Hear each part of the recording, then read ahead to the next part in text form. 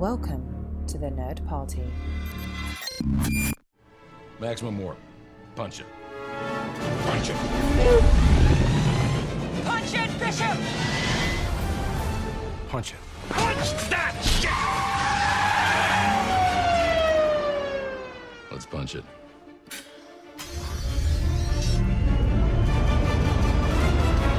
Hello, everybody at home, and welcome. This is Punch It, Writing in Star Trek. I'm your co-host, Tristan Riddell, and with me, as always, is... Charlene Schmidt. Charlene Schmidt. We are doing a continuation this week, and I love our continuations because we get to expound, expand, and evolve on a topic that we started previously, and this one was just started last week, and that is episode 61 of last week, where we rewrote Generations, or at least we started to, and then realized that it was taking a ridiculously long time.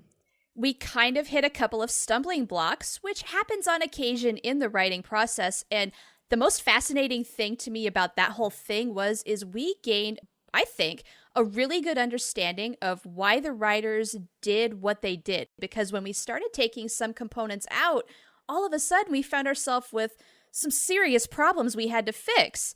And so we're still in the first 20 minutes of the movie in our rewrite? Pretty much. Yeah, we haven't even, we just got to the 24th century. We just got to Act 1, after the prologue. And I hate to bring this up, but I think we ought to backtrack just a little bit as we get started. We never totally figured out who's saving the day on the B instead of Kirk. Okay, so for those of you who are just tuning in, please listen to episode 61. It's a lot of fun. You need it. You hear us kind of rally off and try to talk about what we would do, what we didn't like, and things of that nature. And we talked about the B and the Nexus and Guinan and Soren and everything like that. So instead of going into a detailed analysis, what we did was we agreed that Shatner should not be a star in this film. It should be a glorified cameo. Yep, at the beginning. He gives a speech at Space Dock, not in the ship, at Space Dock. He gives a speech. The B is christened. He has a nice interaction with Captain Harriman. He has a nice interaction with Sulu. Sulu's daughter, Sulu. Demora Sulu, yes. Devora Sulu. We should specify. Yeah, we should specify. And then he does not go onto the B. He talks about the legacy of the Enterprise, and he talks about going out there, exploring space, encountering new life and new civilizations, that kind of thing. As you do. That's the last we see of Shatner. That's him passing the torch. And maybe, I think you suggested last night that we have a captain's log or something like that where... I did. Okay, I texted you this, and we had a little bit of a stumbling block where you wanted to infer that the Enterprise B, when it encounters the Nexus, is not in its first mission. Right. And I made the argument on air last week that if you just have a cut, people are going to just automatically jump and say, you're on your first mission, off we go. So I thought a nice little divider would be 10 seconds of dialogue, captain's log, beautiful swooping view of the ship and some colorful nebula. You know how you do on Star Trek. Mm-hmm. First shakedown cruise was a success. Ship and crew are ready to go. We're en route to our first deep space mission. Boom. Cue the Nexus, done. And you just crapped all over it, sir. You said, that's boring. Well, because I didn't quite wrap my head around it too totally much, but now I slept on it and I was just like, okay, that's totally acceptable, because here's the thing. That would fix some sort of weird issue that Generations has right off the bat, where they just leave the solar system. Uh-huh. And then the comms officer says, oh, we're the only starship in range. Really? Yes. Of Sol? You're the only starship in range of the Federation and Starfleet headquarters? Yes, Really? This happens all the time. Why is there nothing protecting Earth, or so it seems? I mean, how many ships are in Starfleet? 5? I mean, what's up with this? It's ridiculous. And so if we say we do a captain's log where we're well on our way to our first deep space mission, boom, it totally explains why we're the only ship in range. Yeah. We don't do that Tuesday stuff. There's no reporters. And yes. I'd say we do it in a way where Captain Harriman and Devora Sulu save the day. You know who I really want to save the day? I think it ultimately does need to go to Demora. Because even though we don't know her that well, she has the name behind it. We are attached to her automatically just because she's the daughter of Hikaru Sulu, whom we do know very well. Now, Harriman, we barely know the guy. I think she's got more pull. She's the one who has to save the day. Does she sacrifice her life? I don't know. I don't think so, because we ended the scene with Guinan knocking out Soren. Because Soren, like, loses it, and, like, he tries to kill Harriman, or he tries to attack some people in Medbay, because Harriman and Sulu make their way back to the Medbay. And then Guinan knocks out Soren, and that gives them a much more personal connection, and maybe Soren can even blame Guinan a little bit more, so we can see some emphasis on her character later on in the movie. Now, one question we have to address is, why are both Harriman and Demora Sulu off the bridge? I mean, is the Enterprise B no longer in danger? Is it out of the way of the Nexus? And so they're trying to deal with the people on the La'Kul. Why would they not have other crew members doing that, like a chief medical officer, for instance? Because it's Star Trek, like what? See, we're just kind of doing the Berman and Braga-esque trap that we always do. I feel like sometimes they don't think these things through. It doesn't make logical sense.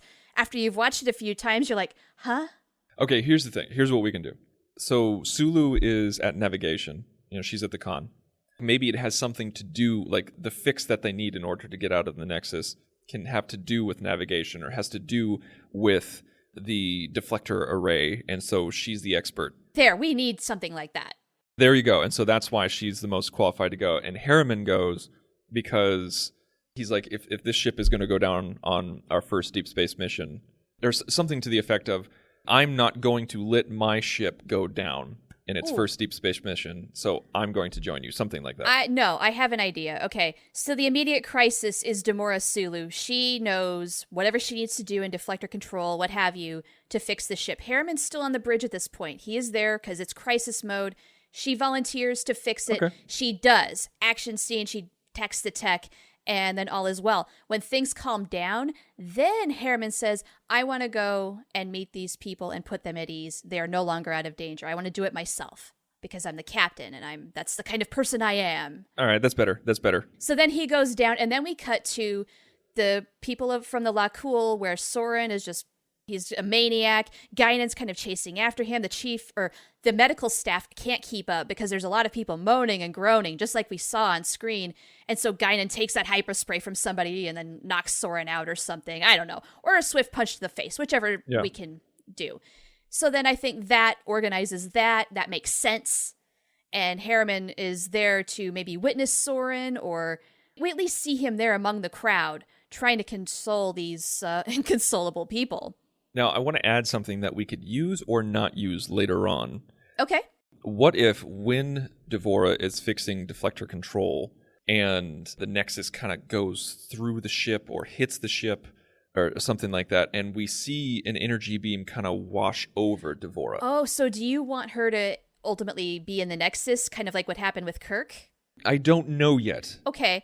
Well, let's put that possibility in there in case we want to use it. Let's put a pin on it. So, like, she's there. We don't see her transported. We don't see her leave. Uh-huh. It's just the energy washed over her, and maybe she's a little disoriented. Okay. And so she's not dead either. She's not dead. She's not missing. She's still there. And that's why she makes her way back to the med bay, is because she wants to get checked out. And then maybe Guinan and her share a look. Ooh. Mysterious. I like it. And then we can expand on that later on, or you and I can erase it at the end of this. It's true. The whiteboard is filling up. Yeah. Okay, so now we're officially in the 24th century now. I feel like we can move on. We're officially in the 24th century. You did not want to get rid of the sailing ship. No. Okay. No. You're still in agreement with that? Fine. Okay. Let's move on then. So we're still there. We're still in the sailing ship. Worf gets his promotion. It's a nice scene. And Data still pushes Beverly over the edge. Right. Literally. Emotion chip stuff, only we're toning it down. We agreed on that we were going to tone down the emotion chip stuff. And what triggered Data to overload his neural net wasn't something random, wasn't just having emotions. It was the loss of Geordi. Yes. Which makes so much more sense and is far less annoying. Absolutely. So one other thing we ought to think about is, do we still want Picard's family to die? I'm really glad that we're talking about this, because I have no idea. I think it's a really nice character building moment for him. because he's dealing with loss, and it gives the captain something to do other than, Kirk-esque fighting and running around and everything like that. It's emotionally inward, which all the best Star Trek movies have, is those captain's journeys that are inside.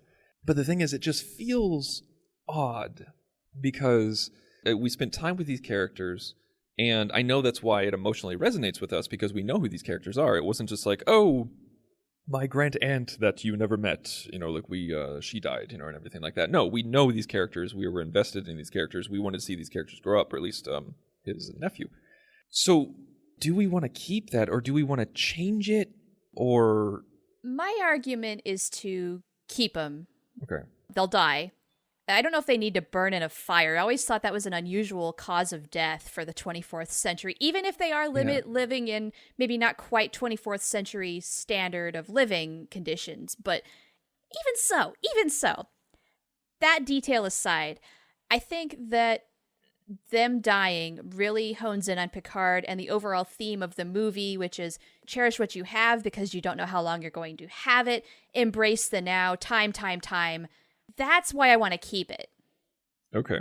Yeah, I think that theme is a good one, because it's Kirk in all of his movies so much delves into, am I too old to be doing this? Am I too inflexible? Am I past my prime? And Picard never really has that issue. Like he's ready to go. He's still going. Yeah. He's still in his prime, and he's still the captain, and he's not going to retire and everything like that. But that legacy outside of the ship, that's what he's dealing with. And I always thought that was really nice, because in that scene, I think I'd want to keep that whole concept just for the scene between him and Troy. Yeah, that's a very good moment. It's a very emotionally raw moment, which we don't often see out of Picard, but also just a captain, just tears flowing, vulnerable, heartbroken. It humanizes him.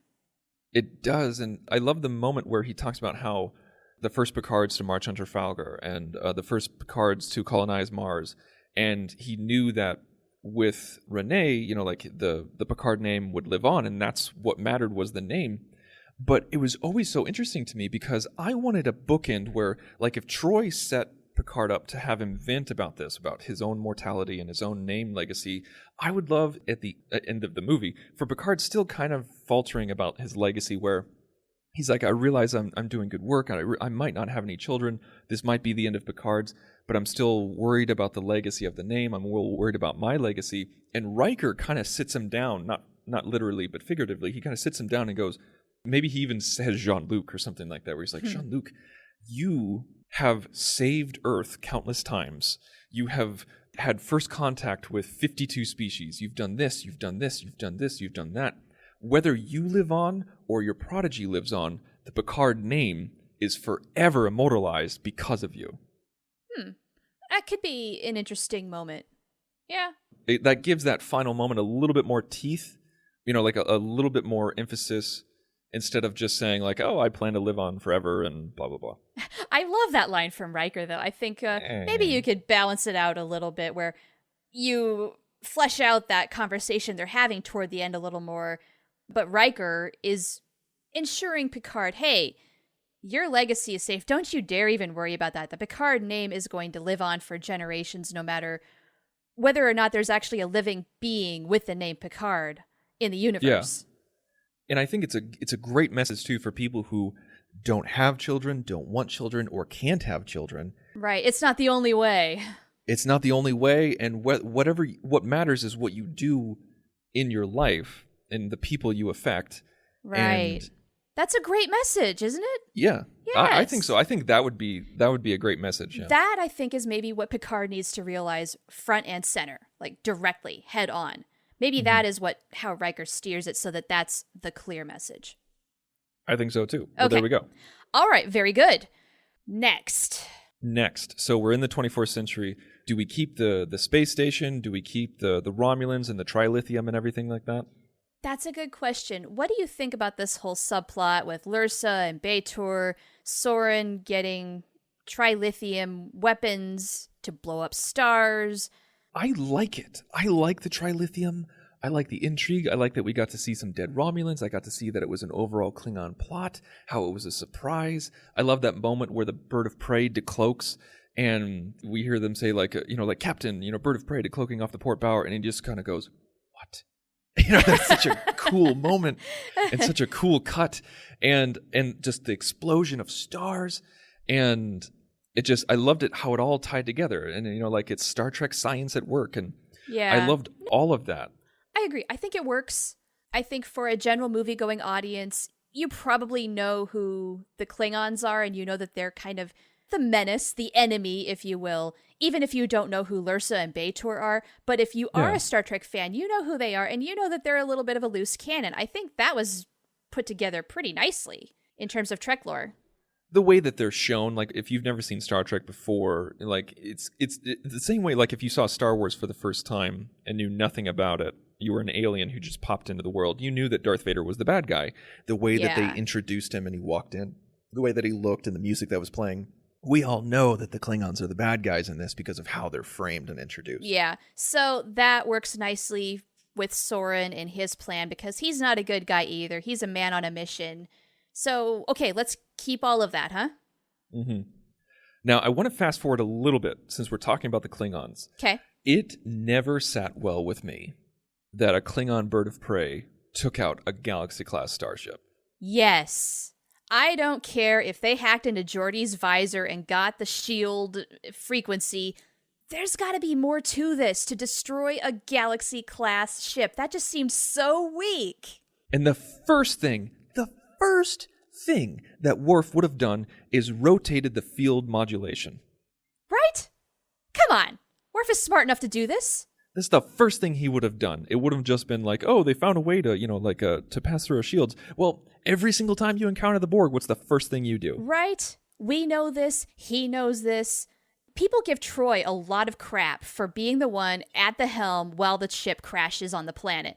Well, what about Worf here? He's the one not doing his job. Seriously. So stop giving Troy such crap and get on Worf's case because he's the one who failed here. Yeah, Troy is just an easy target for this. It's become a meme more than anything. It is. It's kind of sad. It's not her fault. She was ordered to take the helm. She did the best she could. I mean, it's a hopeless case no matter who was there. Yeah. So don't blame her. what would we have them do? Like, would we keep the whole Geordi thing? Because we got to give the Geordi capture more meaning than just pushing Data over the edge. There's got to be some nefarious plot behind it. Yeah. Because it strikes me that they came up with the whole hacking through his visor scenario, not beforehand. After they'd gotten him, basically. So, Are they going to try and torture him to get inside information on the Enterprise? I don't like that idea. I don't want to do torture. I don't want to do torture. Me neither. Ugh. I mean, a lot of it is implied, like he did go through something, but I don't want to see it. I don't want to talk about it. I think there's got to be, like, maybe we could keep that the same, but there's got to be more than just the bird of prey.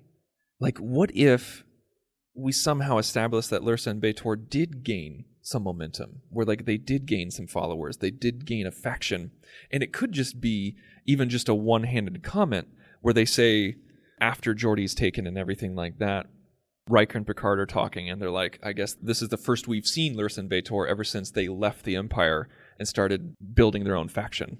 Uh-huh. You suppose they have some supporters, and maybe it's not just one bird of prey, but 3. Right. Yes. So then maybe they use Geordi's visor to hack into various readings of the Enterprise and find out, sort of like in Wrath of Khan fashion, where exactly to hit. Where is the Enterprise most vulnerable? Because these are little bird of preys. They're not that great. But if there's 3 of them and they fire enough, what can they do to effectually make this happen? Because I do think we knew we're going to kill off the D. Let's just put that out there. Yeah, we have to.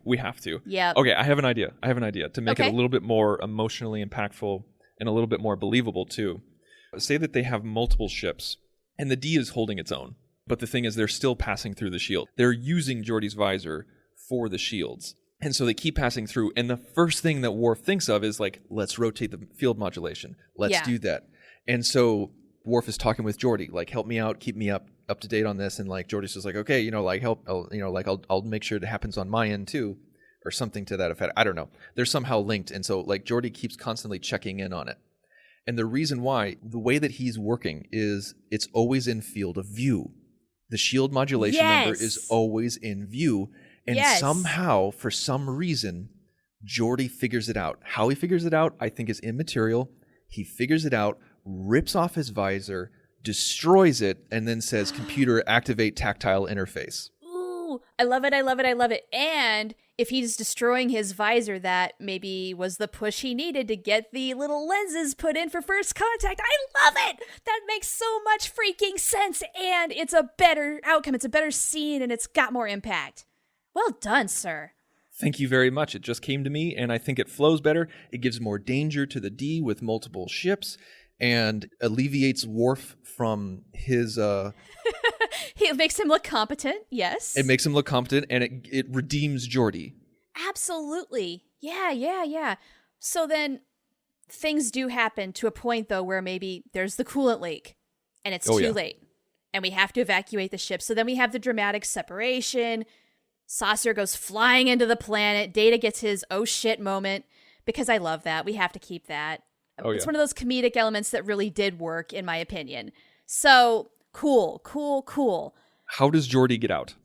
Because he needs to be the person, even though he's blind, he needs to be the last person leaving the star drive. Do we have a cameo from Ashley Judd, who guides, like, hey, I'm right here with you. That's hilarious. Just to make Chris Jones from Trek FM happy, because that's his girl. I feel like as much fun as that would be, I think it would take away from the moment. You think? To see that face. Yeah, I guess he's doing what he has to do. He's feeling around, and he knows the Enterprise engineering so well that he finds the door, does his barrel roll anyway, and gets out. Yes, I want to see that where like he has his hand on the wall and he's running. He has his hand on the wall, he has his other hand forward, and he's talking. And he says, he's like, everybody get past me. He's talking on his communicator with some of his ensigns and everything like that. Like people say, it was like, sir, do you need any help? He's like, listen, I know this ship. Yeah. And then like he's the one who pumps the door and says like, all right, we're clear. Yeah, and so then we see a nice little run. Like he maybe takes a couple steps back and then runs and barrels out just in the nick of time. Dramatic Geordi moment. Give Geordi as much time as we can because he's never gotten enough love in the movies. It's so true. Okay, so that's really good. So that's that moment. And so I think we keep the crash exactly the same. Yeah. Are we keeping the planet the same? Are we keeping that as the destination? Yeah, I think so. And I think we also keep all of the Soren stuff. He's destroying stars to move the Nexus where he needs it to go. He's, over the last 60 or whatever years it's been. Well, it's been more than that. But anyway, he's been using the last few decades to come up with this plan just in the right spot at the right moment, blah, blah, blah, blah, blah. And he'll be damned if he misses his date with Destiny. So let's rewind time a little bit. We're on the D. Yeah. It's after the observatory. Soren is on the ship. We have to have our moment with Guinan. Yeah. I think we can keep it about the same. Instead of having Guinan just feel Soren, maybe she actually goes and interacts with him, where they have a moment. What does that moment look like? Well, first word that came to my mind is tense. It's not going to be comfortable. Guinan, I have a feeling, is going to want to know why he's there. Mm-hmm. What sort of cover story is Soren going to give her? How is he going to try and de-escalate this situation? Because I think as Elorians, they both know that he's up to no good. I don't think he tries to de-escalate it at all. I think he's awkwardly professional. He's awkwardly calm. Okay, that does make more sense. You're right. I think that would be the Elorian in him, is that they have the conversation and it's super tense. And we saw what happened before. This is before we know the true nature of the Nexus. And so they're speaking in terms that we don't understand yet. That would be good. And so it's kind of a mysterious to the audience. And maybe this is after he has this conversation with Picard. And then Guinan walks up to him and she says, like, what are you doing here? He's like, well, you know why I'm here. She's like, no, I don't know why you're here. And he says, he's like, the reason why I'm here is because of you. And she says, "You're here to see me." He's like, "Why on earth would I want to see you?" Or something along those lines. I don't know if it necessarily needs to be about her, even though there is a lot of resentment there. And we can make that clear in this scene. But I think it's just very pronounced between the two of them that she knows that he is still on a mad mission to get back into the Nexus. All this time, he's never stopped, and she knows that that's dangerous.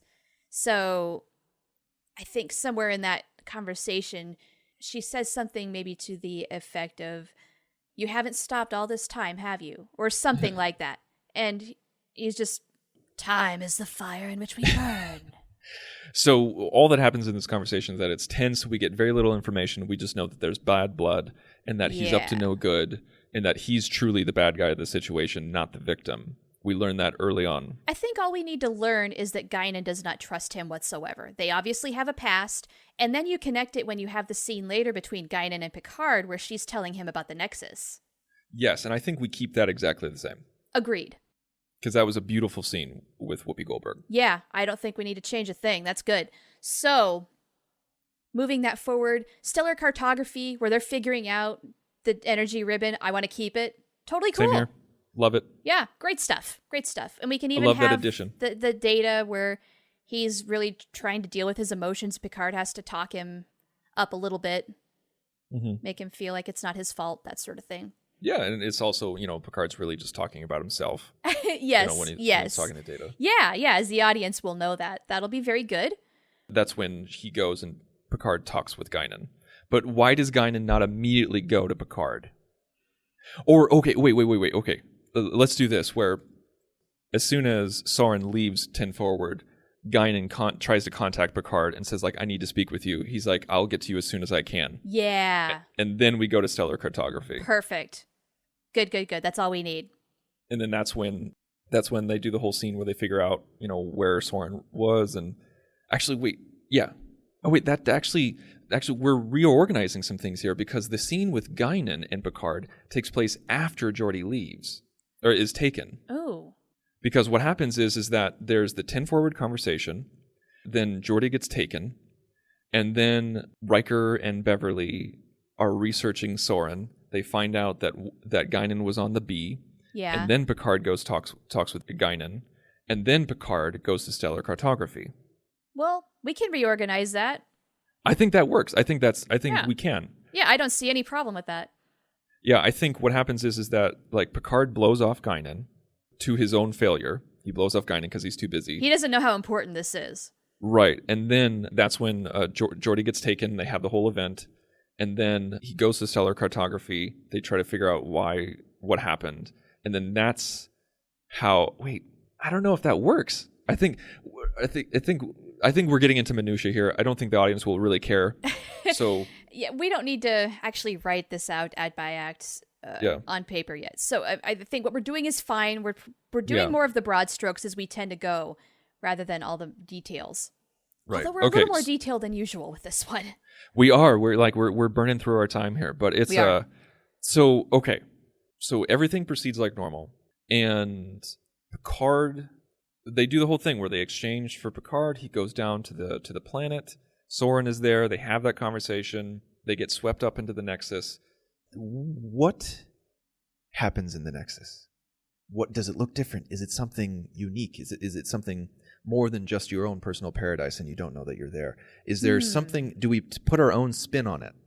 Do we want to make the Nexus more dangerous somehow? As in, it sucks. Because maybe Soren is such a madman over getting back in here, not only is it just this nice eternity where you can have anything you want, be whatever you want, but does it do something to you? Does it fundamentally change something about you the longer you're in it? Or, I mean, that just seems way too close to the truth. That's not that much of a change is what I'm saying. What if it was something a little bit more like the show, where instead of just having a paradise for no reason, that's just floating around in space.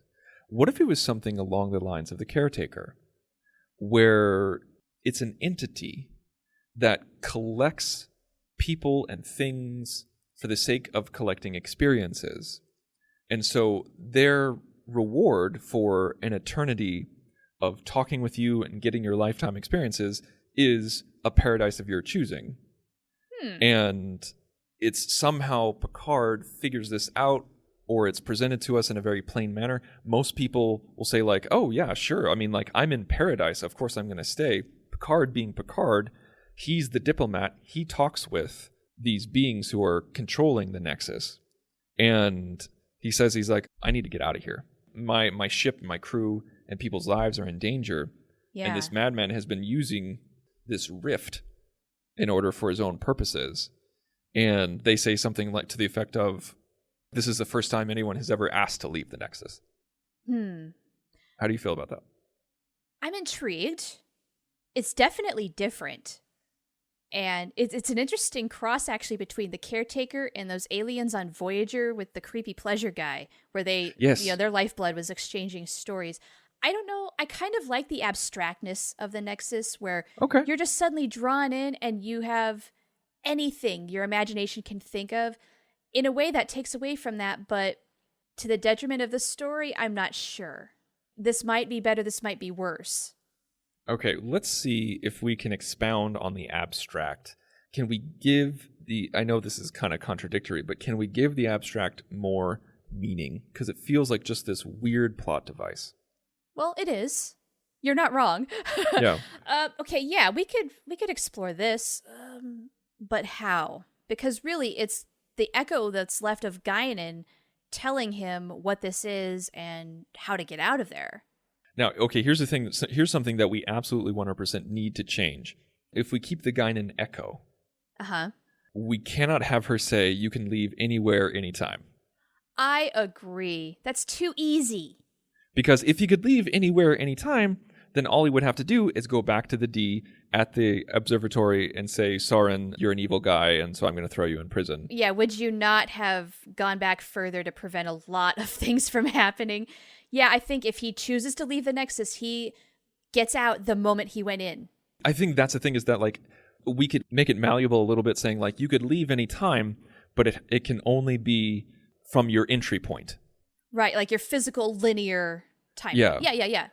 You could go back, a century after you left. You could go a century before you left. You could go an hour before you left, anything like that. And so that gives a rationale to Picard, like saying, okay, well, I'm going to show up like an hour before, like 30 minutes before the launch, so that I have enough time to actually stop Soren.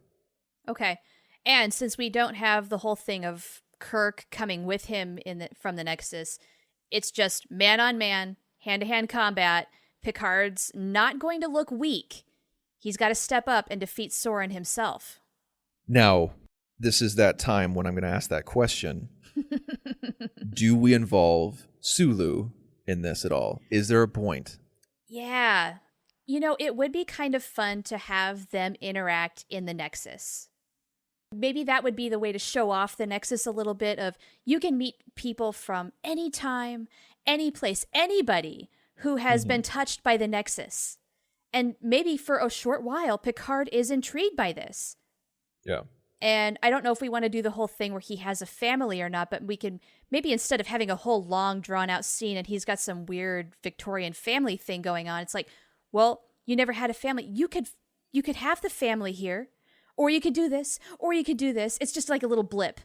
But how does he figure that out? Who tells him that? Is it Demora or Guinan? But how do they know it? Because they're in the Nexus, they figured it out.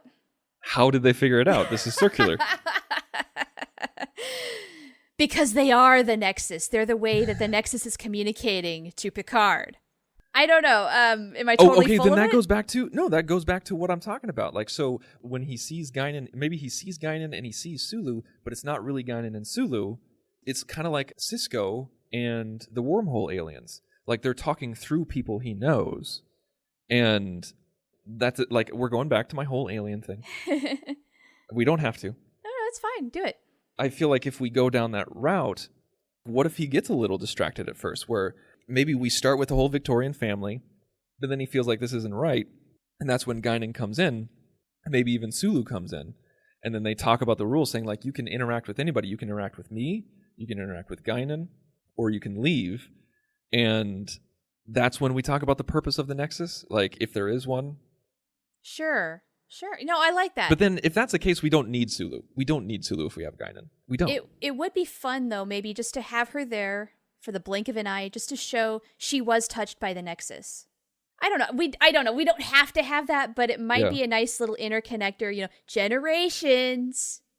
I don't know. I still feel like, I guess maybe, I think we'll have to hold on to that because maybe we leave that up to the listeners. Quick poll here, guys. Demura Sulu, yay or nay? I would make it larger. A quick poll to the listeners. What's the purpose of the Nexus? Let's leave it up to you guys. We're keeping we've explained everything else in the film, and we've gone through every single moment and kind of out of order. But is there a purpose to the Nexus? Do we keep Is it just paradise? Are there aliens running it? Is it like a Q situation? Does it have a purpose? Maybe it's just this thing floating around, just screwing with people.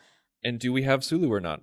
What they can do is you guys can go to thenerdparty.com/contact, select punch it from the drop-down menu, fill out the form, it'll send us an email, and if we get enough ideas, maybe we'll read multiple ones, or we'll pick our favorite one depending on how many we get. Or you can find us on Facebook at facebook.com/thenerdparty, or Twitter at joinnerdparty. You can also find us on Instagram at thenerdparty. And so please, everyone, write in. Let us know what you think, and let us know what you think of our rewrite and about the Nexus in general. Yeah, let us know, and then we'll kind of carry this over into next week because we're on a very tight time budget for this week. We're going to have a little epilogue next time, but we're not going to do just that. We'll have another topic once we finish this out a little more thoroughly, and no matter what it is, it's going to get so punched. Ready for warp, sir. Let's punch it.